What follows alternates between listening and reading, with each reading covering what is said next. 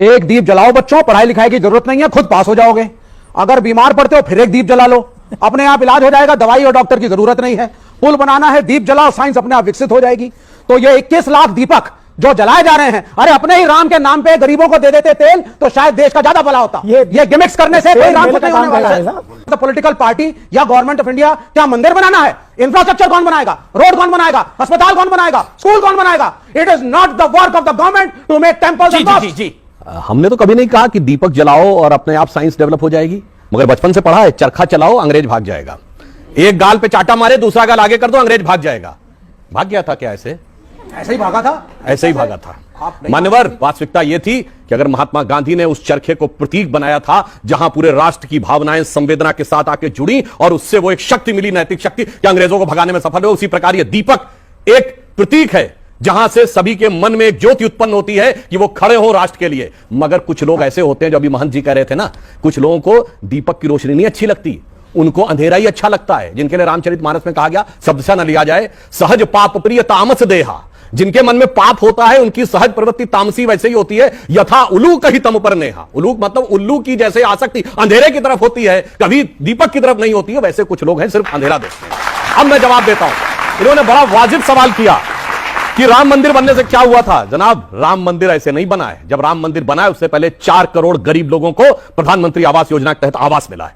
उसमें 3 करोड़ महिलाएं हैं, मैं दावे के साथ कहता हूं, जिनका रजिस्ट्री में नाम लिखा हुआ 2014 से पहले गरीब वर्ग की 3 करोड़ महिलाएं ऐसी नहीं थी जिनका नाम उसमें लिखा हुआ। और आपने कहा इंफ्रास्ट्रक्चर, 37 किलोमीटर पर डे की रोड बन रही है। इंफ्रास्ट्रक्चर इन्वेस्टमेंट में हम इस समय नंबर 1 के देश हैं, अमेरिका के से ज्यादा इन पर। अब आइए, 5वीं बड़ी अर्थव्यवस्थाएं सुन लीजिए, 4थे बड़े स्टॉक एक्सचेंज बने, तीसरे बड़े ऑटोमोबाइल मैन्युफैक्चरर बने, अरे चांद के छूते कोने को छूने वाले देश बने हैं। उसके बाद जाके यह राम मंदिर बोलते जाएंगे आप लोग, और आप बोल रहे थे, मैंने बोला आप भी बोल रहे थे, जाके बच्चों से कहता हूं चेक करिए, चाइना इकोनॉमिक रिसेशन में है। अभी फिच ने रेटिंग जो है उसकी घटा के 5.2 से 4.5 की है, भारत की 5.5 से 6.2 की है। ये अंतर हो रहा है कि कैसे हम एक लाइन आज की दिवाली क्यों अलग है? ये दिवाली आखिरी दिवाली, क्योंकि 2024 क्योंकि आखिरी दिवाली क्यों है?